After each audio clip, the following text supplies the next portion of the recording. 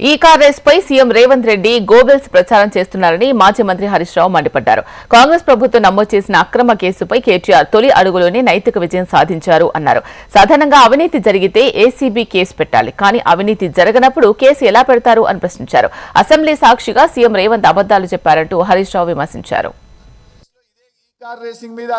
దాదాపు 1700 కోట్లు ఖర్చు పెట్టారు.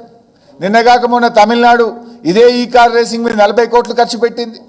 మహారాష్ట్ర ముఖ్యమంత్రి షిండే గారు అరే భయ్ మా ముంబైకి రండి 4 ఏళ్ళు హైదరాబాద్లో ఉంటారని వీళ్ళని బతిలాయండి కదా. ఎందుకు? బాంబే ఇమేజ్ పెరగాలి, మహారాష్ట్ర ఇమేజ్ పెరగాలి, మహారాష్ట్ర జిఎస్డిపి పెరగాలి, మహారాష్ట్ర ప్రభుత్వ ఆదాయం పెరగాలనే ఆనాటి మహారాష్ట్ర ముఖ్యమంత్రి పోటీ పడ్డాడు కదా. ఇవాళ ఈయన కేసు పెట్టిండు. నీ కేసు డొల్లో కేసు అని సరే ప్రాథమికంగా హైకోర్టు చెప్పింది. కేసు ఎందుకు పెట్టాలి? అది అవినీతి నిరోధక శాఖ తరఫున పెట్టినావు. అవినీతి జరిగితే దాన్ని నిరోధించే ప్రయత్నం చేయాలి. అక్కడ అవినీతే జరగలేదు. ఈ అగ్రిమెంట్ మేము క్యాన్సిల్ చేసుకుంటున్నాము, మీరు కట్టాల్సిన 45 లక్షల పాయింట్స్ మీరు సకాలంలో కట్టనందుకు ఇది రద్దు చేసుకుంటున్నాము అని సంస్థ మన రాష్ట్ర ప్రభుత్వానికి రాసిన లేఖ. అంటే ఎంత? It is only 47 crores. But Revanth Reddy గారు ఏమంటున్నారు? 600 కోట్ల రూపాయల నష్టం జరిగేది అన్నాడు.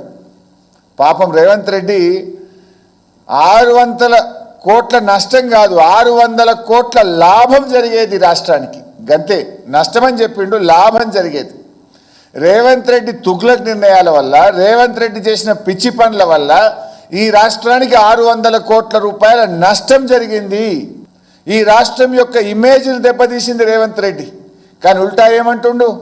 నేనేదో ఉద్ధరించినా ఇది 55 కోట్లు కాదు 600 కోట్ల నష్టం జరిగేటువంటి ఒక శుద్ధ అబద్ధాన్ని అసెంబ్లీ సాక్షిగా మేము లేనప్పుడు చెప్పిండు. మేము సభలో ఉండుంటే వాస్తవాలు అక్కడే చెప్పుండే వాళ్ళం కదా. ఆ అవకాశం లేకుండా చేసిండు.